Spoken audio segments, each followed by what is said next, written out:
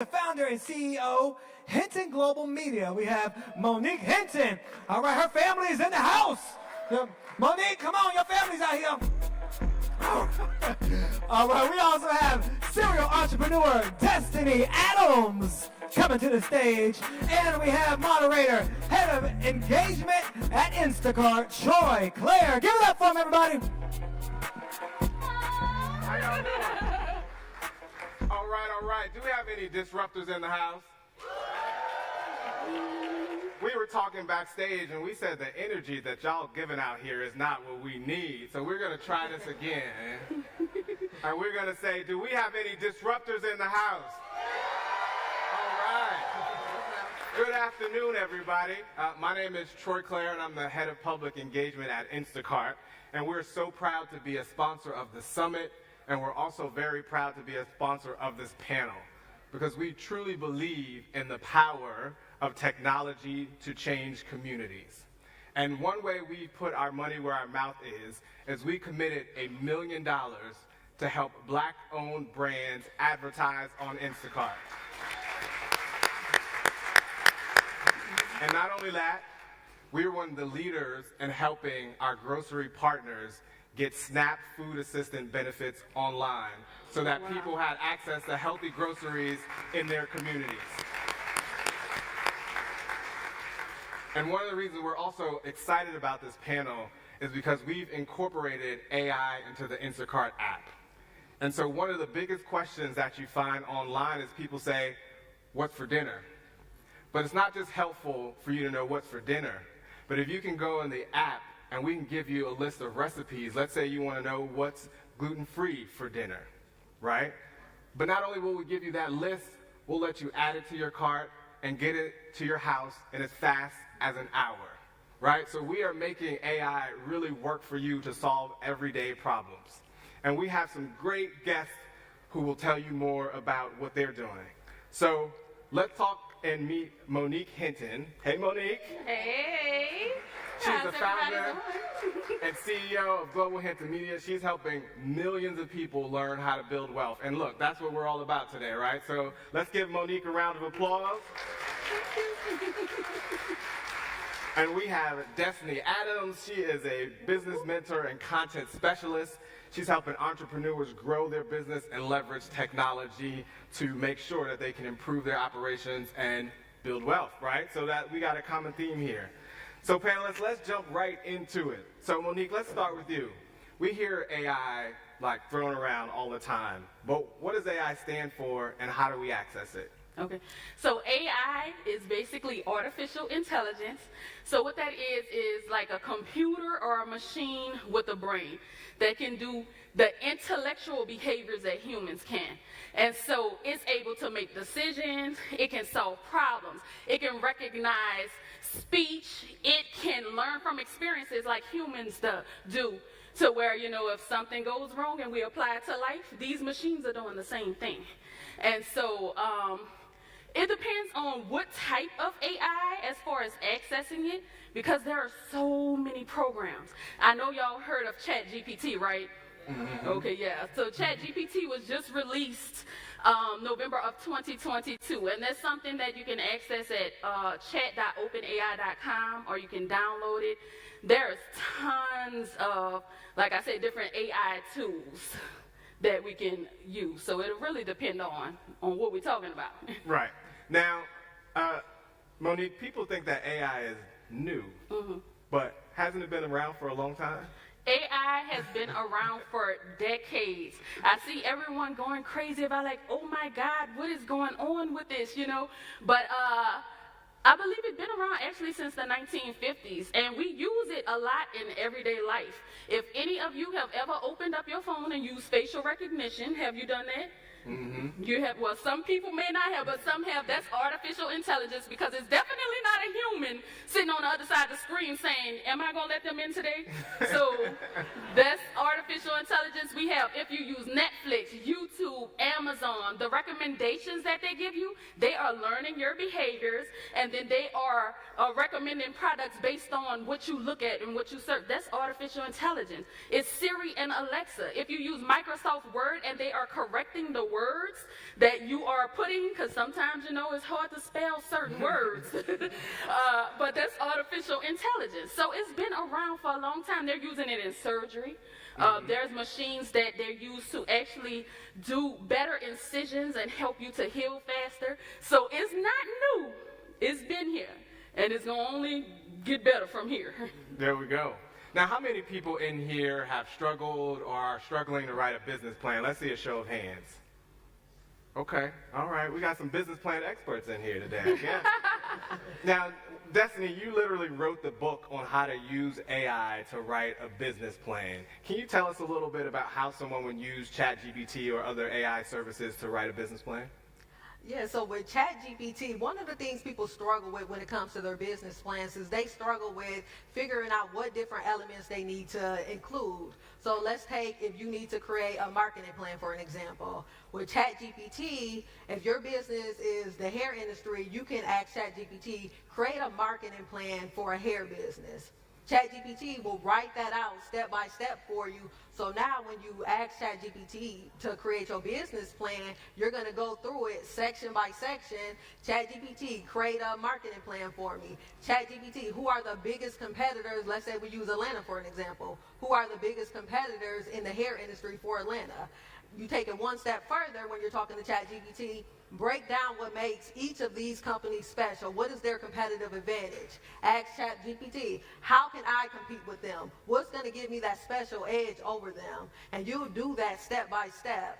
One of the biggest things people find, like especially as a startup, when you get to that financial section, you're like, I haven't made any sales. What exactly do I put right here? You ask ChatGPT, create a financial analysis for me, define my break-even point for a business. Let's say you want to do a business that's starting off with, you might be starting off with $10,000. ChatGPT, I have $10,000. This is the average cost of my product. You might do $50 and create a break-even point for me. These are my expenses that I think I'm going to have. If you don't know what expenses that you're going to have as a startup, ask ChatGPT. What are the expenses that a startup business in this industry will typically have? And ChatGPT is going to write all that out for you. And you can even take it a step further. I know I keep saying you can take it a step further, because with ChatGPT, you're going to always take it a step further. Because breaking down your finances, like, okay, ChatGPT, I need my company to grow at least 10% over the, well, 10% is small, but over the next 5 years. ChatGPT is going to tell you how much money you're going to make every single year going down to the next 5 years. So ChatGPT can create that whole business plan for you if you do it step by step. And don't just ask ChatGPT though. Like if you go into ChatGPT and say, create a business plan for, let's do a female trucking business. ChatGPT is going to give you the most basic business plan as possible. What you want to do is actually have information about your company, so when it comes to ChatGPT doing research for you, it's going to be a tool for you, not your main thinking force. You need to be able to put like, okay, I did my research. These are my top 3 competitors. So now ChatGPT can go in and break them all down. This is what I think I want to do for marketing. ChatGPT, find me the different loopholes in this marketing plan. ChatGPT, find me all the different loopholes that you think I'm going to run into with my business. Yes, and you got to refine it basically, right? You can't just let it rip. You have to use the technology and refine it. I like that. So we know that the key to having a successful business is solving a problem. And so Monique, what are some examples of ways AI can help solve business problems? AI, again, there are so many different ways. Like she said, we could go a step further and a step further. There are so many tools that you can utilize, especially as small businesses. One of the biggest things that I can think of is, as a business, one of the most important things is content creation.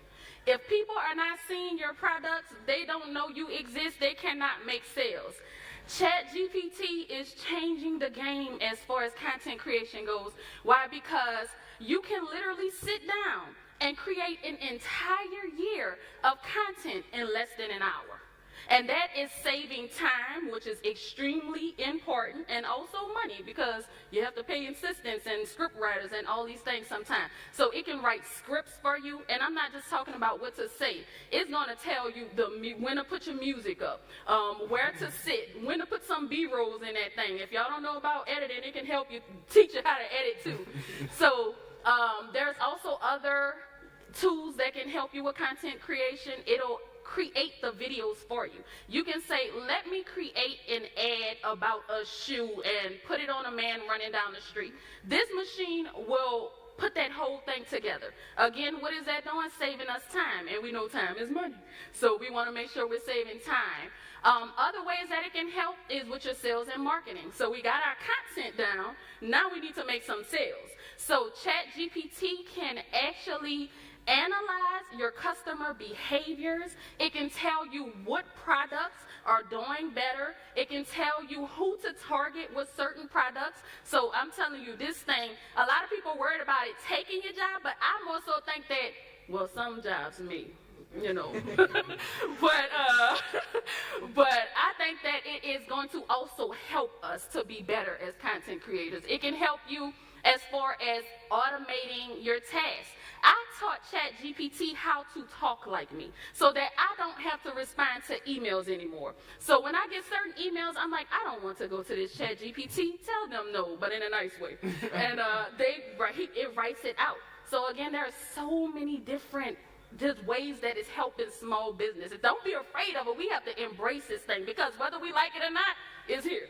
Let's double click on that. Don't be afraid of it, embrace it, right? Because I think that is one of the key messages of this panel, right? We cannot be late to the game in technology, right? We have to be at the forefront of technology and make it work for us. And that fear is something that keeps us back so often. Destiny and I were talking before the panel about how that fear, right, keeps you from taking advantage of opportunities. And that is one of the roadblocks of building wealth. And so, Destiny, you know, as some of the people here, they may not be ready to start a business, right, or may not have a business already. What are some ways that you think you can use AI creatively if you're not yet ready to start a business? I think some of the creative ways that you can do, I would say the first step is to actually sit down and learn what AI is. Learn about all the different capabilities. Like with ChatGPT, a lot of the times that I see people are doing, they're hopping on, I'm probably gonna butcher your name, Fiverr, however you say it. They're hopping on there and doing, like, if I'm telling people how to create business plans, they can take what I'm doing, hop on Fiverr and say, hey, I can write a business plan for you.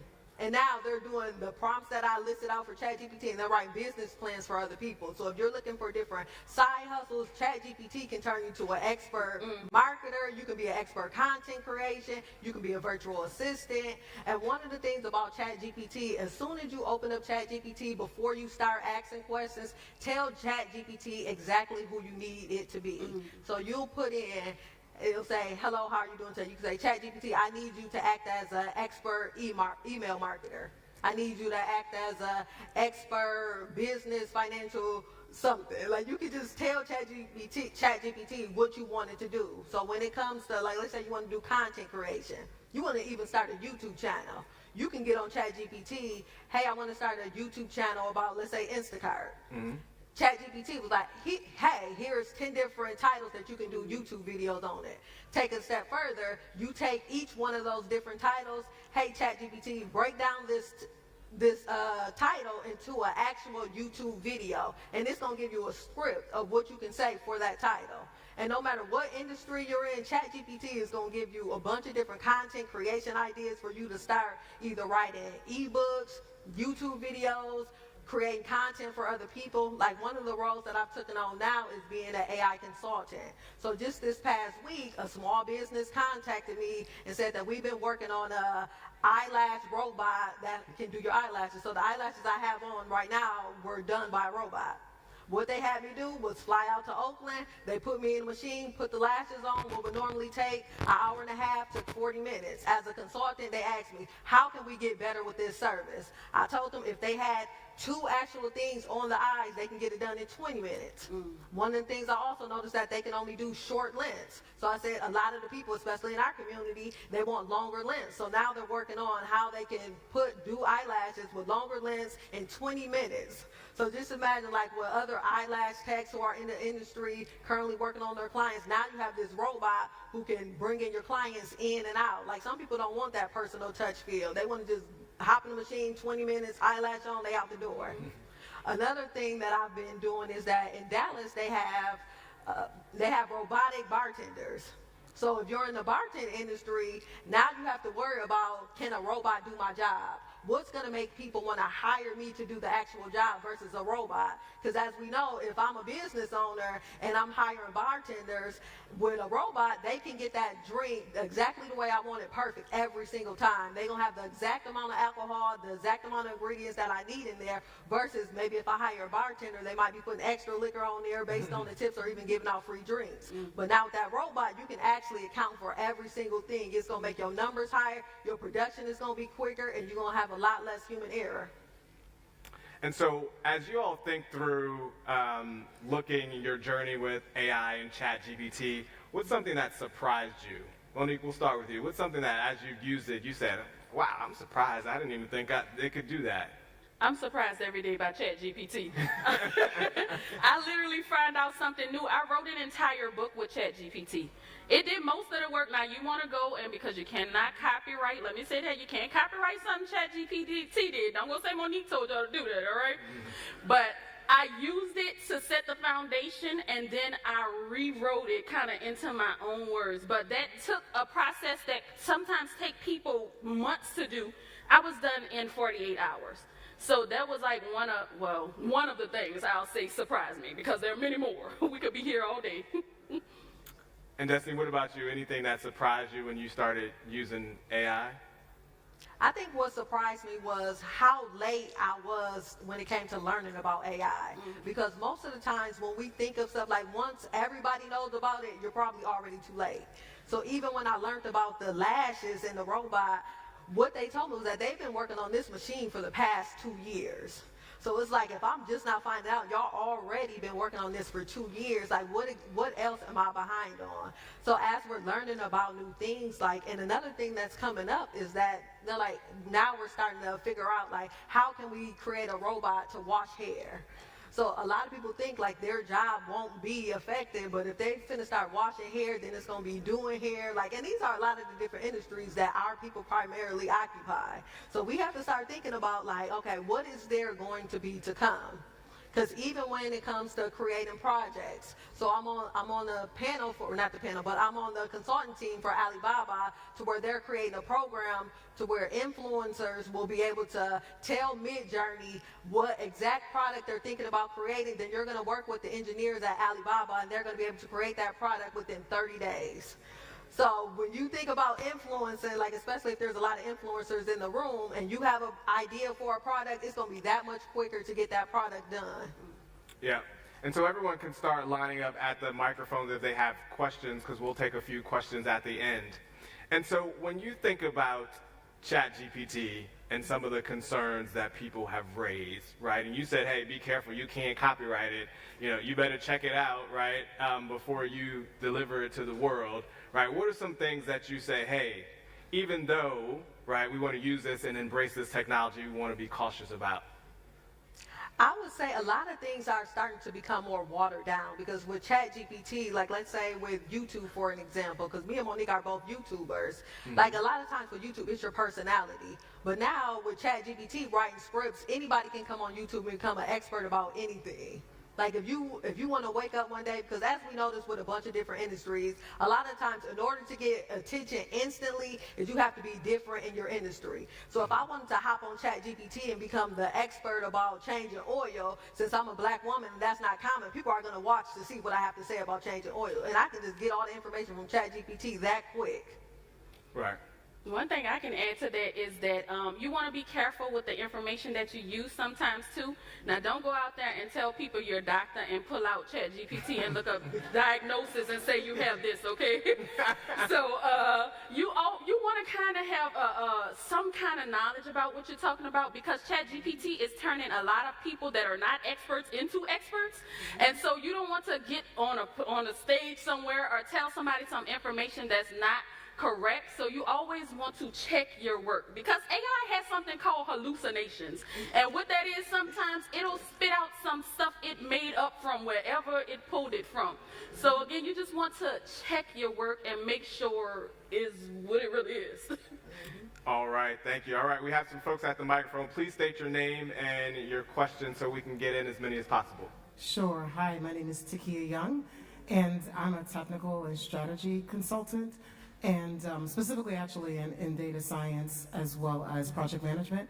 So my question for you is, beyond ChatGPT, can you share the other AI tools that you're using, as well as speak to the creation side of artificial intelligence as it relates to your specific experience? I think, and the reason why I say is a lot of people, when it comes to technology, we're on the user side of it, and I know it's really good to be in that space, but I'm always also curious about the creation and the actual science aspect of the data science that you're talking about. Good.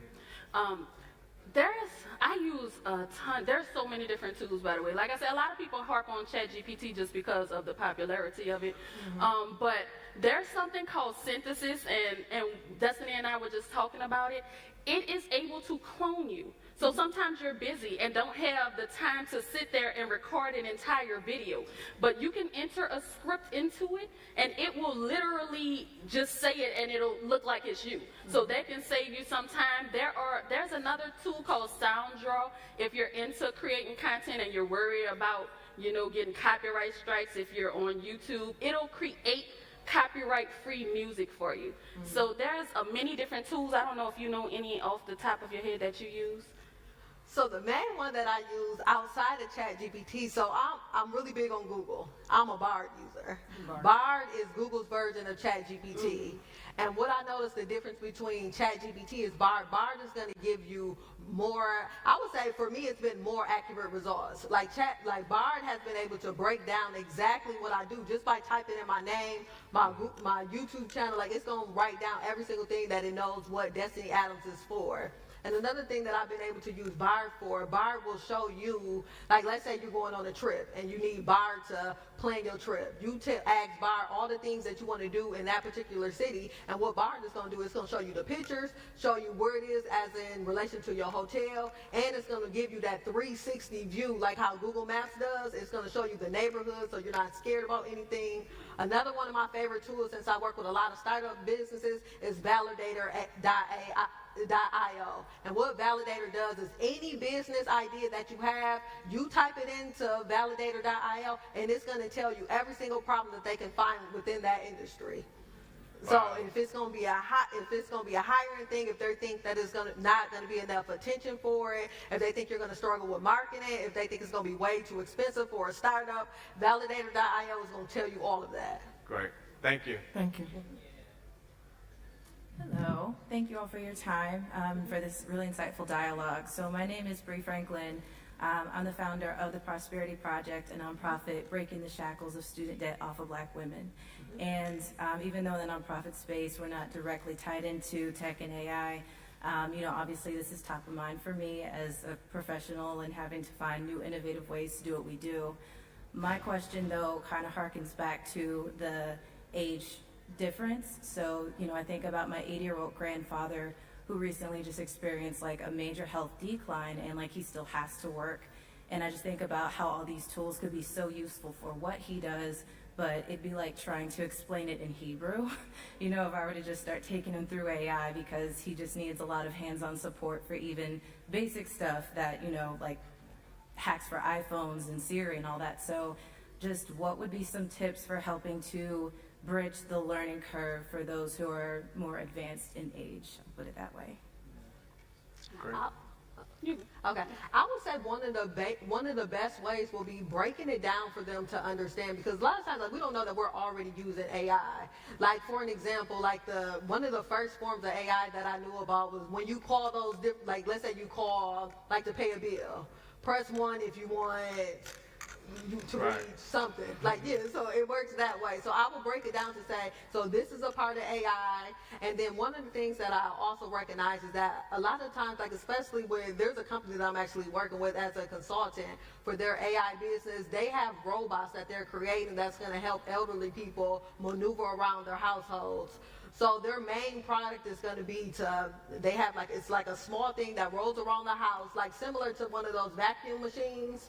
And what it does, it can scan the floor. So anytime a large object will hit the floor, or if something goes down, or if they'll like keep account of like the movement that typically goes on in the home. So if someone is still and is out, like not still, but like if someone is still for way too long, like they can alert authorities to say maybe someone needs to go out and check on this person.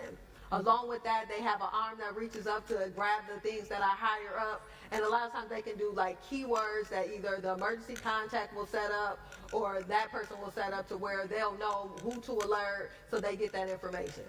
And one way that I believe you can help, I'm going to give you an assignment. Go to ChatGPT and say, how do I explain what you are to my 80-year-old grandfather? It's going to break it down. I literally asked it to tell me how to say something to a 4-year-old. It used teddy bears as examples and different ways. So you can utilize AI to explain AI. That's it. That's it. Thank you. Thank you. That's really helpful. Hello, thank you ladies. You all are amazing. We're cheering for you in the back, definitely. Love the energy. My name is Latrice Bowie. I am in the IT space and I have been in the IT space for a little bit now. But one thing that I find to be challenging is staying abreast of all of the new technology that comes up. And you guys have already said a few things that are coming up, and a lot of people are using it. So how do you guys kind of stay abreast of all the new stuff that's coming out? Because it's coming out every day, every minute, so. I probably have so many news tech stations that come through to my phone.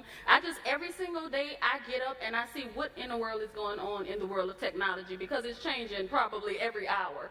So the only thing, like, I look at CNBC, CBS, I'll connect to OpenAI, that's a big one, Google. I just sign up for all the newsletters to pretty much, so that I can be alerted. Because like she said earlier, we don't want to be behind. We don't want to play catch up. We want to stay on top of these things and take excess of. So that's what I pretty much just read the news. Another thing to think about, right, is that, yes, technology is always changing. And so you want to think about how you are not only broad but deep, right? Like, how are you going to develop an expertise in an area of this industry, of this work, right? Because that is what's really going to be important.